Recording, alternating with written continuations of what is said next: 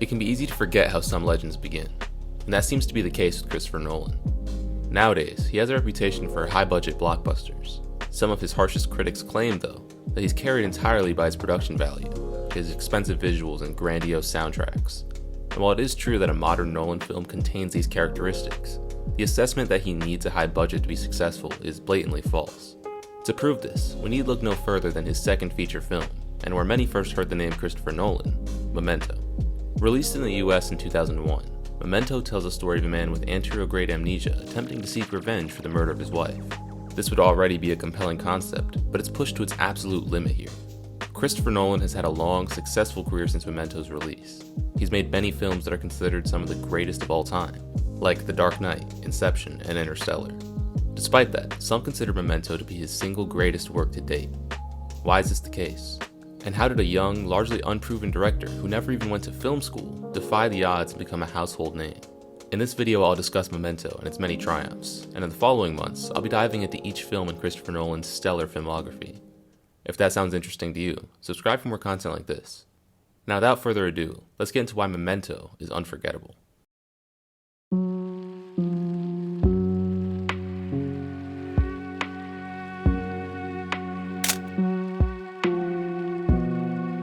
First off, how did this idea even come about? In July 1996, Christopher Nolan took a cross-country road trip from Chicago to Los Angeles with his brother, Jonathan Nolan. It was during this road trip that Jonathan pitched the idea to his brother. Immediately, Christopher knew that they had a great idea on their hands. Jonathan went on to write the first draft and sent it to his brother. After reading it, Christopher Nolan came up with what would be a critical feature of his movie, nonlinear storytelling. With this idea in mind, Christopher went on to work on a screenplay, keeping in contact with his brother the whole way. Christopher Nolan knew that he wanted his story to be nonlinear, but in order to achieve this, he actually wrote the script from start to finish traditionally, and then went back and reordered it the way it would be presented on screen. In July 1997, Nolan's girlfriend, and now his wife, Emma Thomas, showed the screenplay to Aaron Ryder, an executive producer at Newmarket Films. Ryder described it as perhaps the most innovative script he had ever seen. The script was optioned by Newmarket, and the project was given a budget of $4.5 million. And I can only imagine the stress Nolan must have been under at this time. A script being optioned isn't a guarantee that a film is going to be made. Also keep in mind, Memento was made at a time when Nolan had only one film to his name, that being Following, which he paid for entirely out of pocket and was mildly successful. On top of this, as was previously mentioned, Nolan never went to film school. To say that he had a lot to prove would be putting it lightly. Despite this, Nolan confidently took on the role of director and pre-production began on Memento. Initially, Brad Pitt was slated to play the protagonist, Leonard Shelby. However, he had to pass on the project due to scheduling conflicts. Eventually, Guy Pearce was selected to play Leonard Shelby. This was for the best, as he wasn't as popular as Brad Pitt, which meant he was cheaper. This was incredibly important considering the tight budget. Of course, cheap doesn't mean bad whatsoever, as Guy Pearce is a quality actor in his own right. It is interesting though that on my initial viewing, before having done any research on the film, I thought to myself, this part would have been perfect for Brad Pitt. It's not even like Guy Pearce does a bad job, or even does just an okay job. He's great here. Nothing was lacking from his performance. But it is kind of obvious that Brad Pitt was the first choice for the role. Guy Pearce's hair is styled like Brad Pitt, Pearce had to lose weight for the role, matching Brad Pitt's physique at the time, and even Leonard Shelby's flippant attitude seems perfect for Pitt. Guy Pearce has recently said that he hates his performance in Memento, rating it a 5 out of 10. And while I think that is a bit harsh, I can understand his frustration with it. I think he does a great job here, however to an extent he feels like a second option. Despite everything I've said though, I am glad Pearce got the role over the other actors considered. I mean, there's a world where Alec Baldwin gets the part, and I mean this with no disrespect. I'm very glad that didn't happen. As for the other leads, those roles were quickly filled by Carrie-Anne Moss and Joe Pantoliano. Memento was shot from September 7th to October 8th, 1999, and soon thereafter, editing began. A year later, on September 5th, 2000, it was shown at the Venice Film Festival and received a standing ovation. Memento struggled to find distributors in the US though. The film was screened for several executives, most of which loved it and praised Nolan's talent. However, none would agree to distribute the project. Eventually, Newmarket Films took distribution upon themselves. This gamble ended up paying off, as Memento made $25 million domestically across its run, not to mention that it was a hit with critics as well. It has a score of 94% on Rotten Tomatoes, and it was nominated for 2 Academy Awards. Memento was obviously praised at the time, but has only grown in appreciation through the years. So much so that in 2017 it was selected for preservation in the National Film Registry. And this makes sense. Memento is the true beginning to the Christopher Nolan's career. That would already make it one of the most significant films ever made. However, even standing on its own, Memento belongs on this list.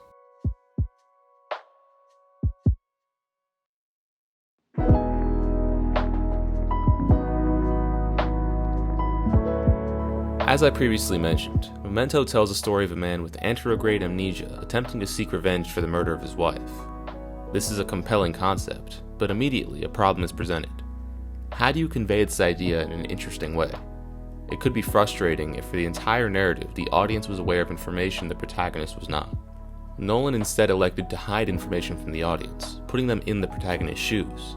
He achieved this through nonlinear storytelling. The story is told in reverse order, with the opening scene being the final one chronologically, and the audience is immediately clued into what's going on as the opening scene plays in reverse. That's not all Nolan did in the editing room to mess with the chronology though. Black and white scenes are intercut between the color scenes. These black and white scenes move forward, starting from the beginning of this story. Within 6 minutes, the audience is familiarized with both these ideas. In fact, we're shown the plot structure before we even know about Leonard's condition. Now this non-linear structure is very familiar to Nolan. Following, his first feature, was told the same way. That story didn't really have a reason to be told that way though. It definitely added tension and it caused me to be more invested within the narrative, but at the end of the day, it was nothing more than a gimmick done to make a rather unremarkable film stand out. In Memento though, the structure is absolutely crucial. This narrative only works if we are in Leonard's shoes. We need to see the world as he sees it in order to sympathize with him. We feel every bit as paranoid and confused as he does. One thing I complimented Following on was its transitions between scenes. It was always clear when we were moving between time periods, and there was almost always a familiar detail for the audience to latch onto. And this feature is also present in Memento. In fact, I would say it's done even better. Obviously, the separation between black and white and color clues us into which plot line we're following, but there's more to it than that. The black and white scenes often repeat the last line from the previous black and white scene to remind us where we were, and the color scenes overlap a little bit so we remember what's going to happen next. On top of this, the black and white scenes often have a relevant line that transitions us into the following color scene. For example, at just over 10 minutes in, Leonard says that keeping notes on your body can be an effective way of remembering things, especially if that information is vital. We then see Leonard in color discovering the tattoos on his arm. Because of the plot structure, we're just as curious as Leonard is in what these notes have to say, including the one on his wrist about someone named Sammy Jankis. It would be easy to view the black and white scenes as filler or exposition dumps, but this line about Sammy Jankis gives us something to look forward to, so when Sammy's story is elaborated on in the black and white scenes, it has our attention. We become curious as to why Sammy's story was so important that it had to be tattooed on Leonard's hand. These sections involving Sammy are the most important in the film in my eyes for two reasons. Firstly, this plotline is where a majority of the emotional weight comes from. The scene where Sammy's wife gives him his final test is absolutely heartbreaking. And secondly, our brains naturally are able to keep up with a story from start to finish better than one told in reverse. Our minds are working overtime trying to keep up with Leonard's story in color. These flashbacks with Sammy help to ground us and allow our minds to regroup. And this shows how much attention Nolan put on the viewing experience with Memento. It's optimized from start to finish. Of course, this is something all directors do, but Nolan does it especially well in Memento. To illustrate this, consider a detail I only noticed on my most recent viewing, that being Leonard's room number. We learn later in the movie that the motel employee tricked him into renting 2 rooms, rooms 21 and 304. If we were paying close attention in the opening though, we would have already known this. And this serves as a small detail that could help an observant audience member immediately separate the black and white and color scenes. In the second black and white scene, Leonard looks out from his window at room 304, of course meaning that he isn't in that room.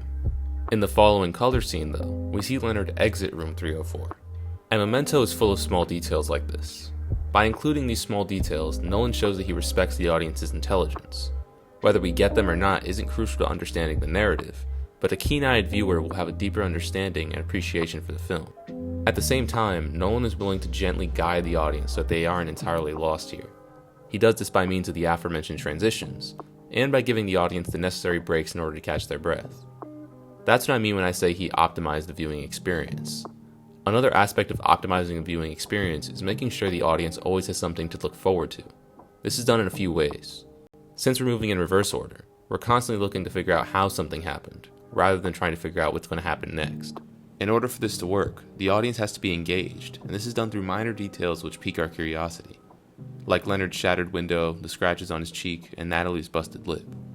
So when a scene begins and Leonard's window isn't broken or Natalie isn't hurt, we're more engaged as we anticipate how these events took place. Actually, speaking of Natalie, there's one other small detail I'd like to bring out quickly. After Leonard wakes up in Natalie's bed, he starts putting on a white shirt. At the end of the scene, Natalie tells him to give her her shirt back. Interestingly, this shirt is a man's shirt. We can tell by the buttons being on the right side.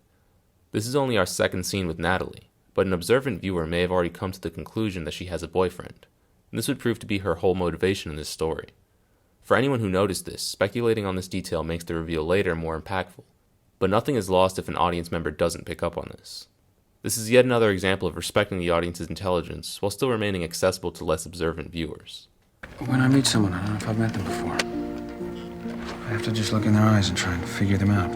My job taught me the best way to find out what someone knew was just let them talk and watch the eyes.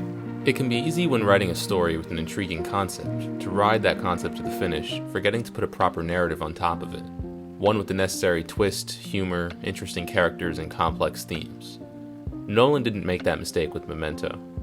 The humor was probably the most surprising thing to me on my first viewing. The aforementioned scene with Natalie's shirt is a lighthearted joke at its core, and the whole sequence of Teddy and Leonard trying to get rid of Dodd was hilarious.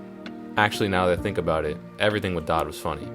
The chase obviously has the moment where Leonard gets confused as to whether he's chasing this guy or being chased, but it also has this shot where he speeds off after having a gun pulled on him. Obviously, this film is well edited all throughout. I mean, the narrative kind of hinges on that fact, but the timing on this one joke really stuck out to me. It's very well executed.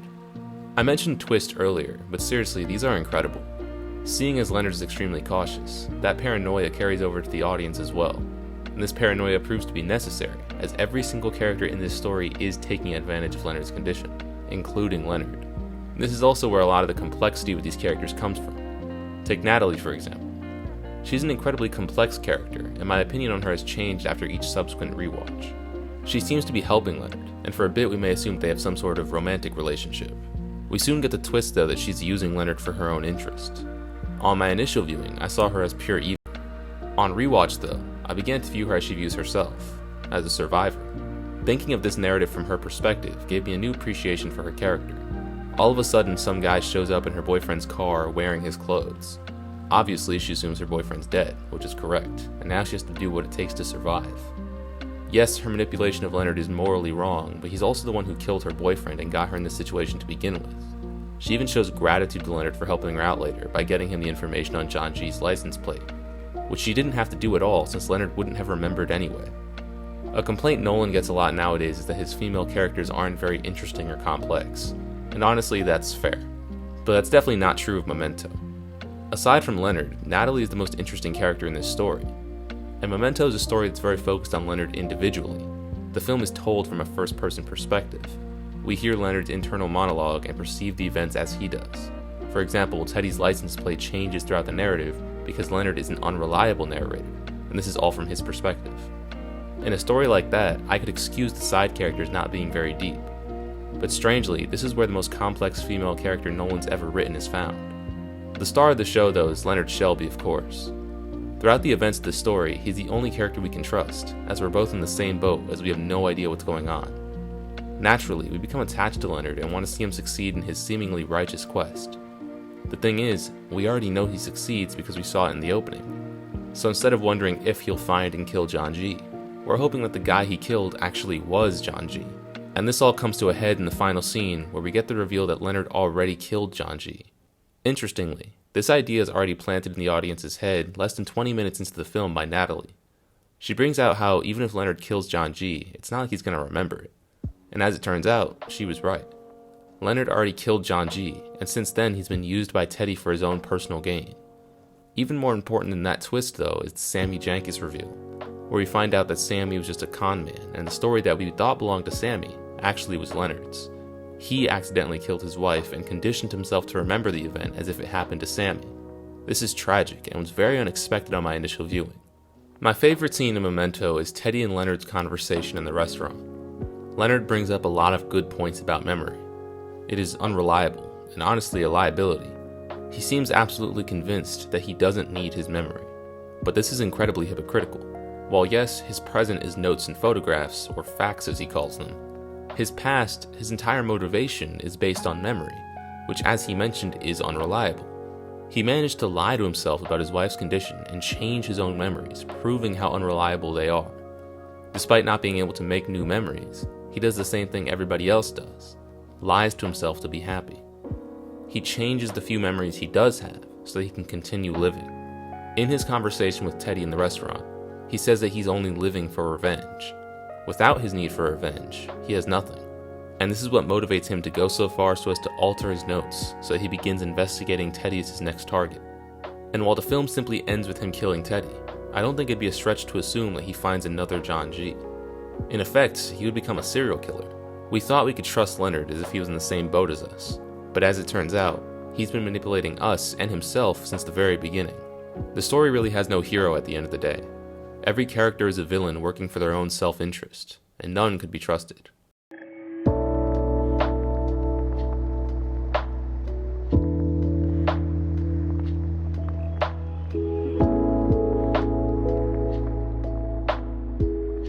Memento forces the audience to consider the fact that objective truth may not exist, and this whole concept is disturbing, not only because of its effects within the world of Memento, but also because of the implications it has in the real world. We all know memory is unreliable, and yet we go about our lives trusting it implicitly. We're all unreliable narrators. While Leonard Shelby simply doesn't have short-term memory, we all believe we do, when it's actually profoundly flawed. In that case, which is more reliable, Shelby's notes or our own memories? In reality, both are destined to be altered to suit our own subjective view of reality. I'm sure we've all had conversations with our parents or perhaps siblings about an event taking place in our childhood, and we may have been shocked to realize that each of us remember the event completely differently. This tends to especially be the case with emotionally charged memories, like arguments for example. Our minds will change the facts to make sure that we always come out on top. Our memories will retroactively justify our actions or behavior. Memento presents an extreme example of this occurring, but even in our day-to-day lives, this can be dangerous. Our view of ourselves and of others is impacted by this every day, and we are unable to decipher what is fact and what is fiction. Objective truth may exist, but it's in a space that no one can perceive. It's filtered through a layer of bias and then fed to our brains. This is a fascinating concept, and while I was aware of it before watching Memento, this film made me realize how serious that idea is. It made me think of how it could potentially manifest itself in day-to-day life. Memento highlights one of Christopher Nolan's greatest strengths as a filmmaker. He always makes the audience think. With films like Interstellar and Inception, the concepts are larger than life, and the science behind them is difficult to wrap our heads around. Memento is grounded by comparison. This is a real concept, not science fiction, and yet it is just as perplexing. In fact, the reality of the issue makes it even more disturbing. Memento not only laid the groundwork for plenty of concepts that would eventually become staples of Christopher Nolan films, but it also silences some of Nolan's harshest critics. Many of the complaints he gets nowadays simply don't apply to Memento. It has a complex female character, it's grounded in reality, and has a small budget. I was thoroughly impressed by Memento, and I'll likely return to it a number of times. No matter how many times I watch it, I'm sure I'll be able to pick out a new detail that I hadn't noticed before. It's a dense film, and it's impossible to pick up on everything on your first viewing. In only 113 minutes, it gets me invested in a way most films can't, and leaves me deep in thought afterward, as it forces the audience to question their own beliefs in objective reality. And even as I'm writing this, I'm not entirely sure what I believe about it and whether or not it's even important. Memento is incredibly complex, and is a testament to the power cinema can have.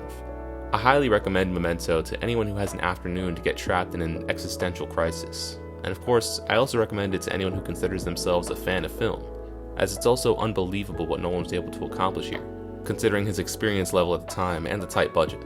Next time I'll be taking a look at Christopher Nolan's third film, Insomnia. And of all Christopher Nolan's films, this is the one I know the least about, so I'm going in mostly blind. If that sounds interesting to you, let me know in the comments, and subscribe for more content like this.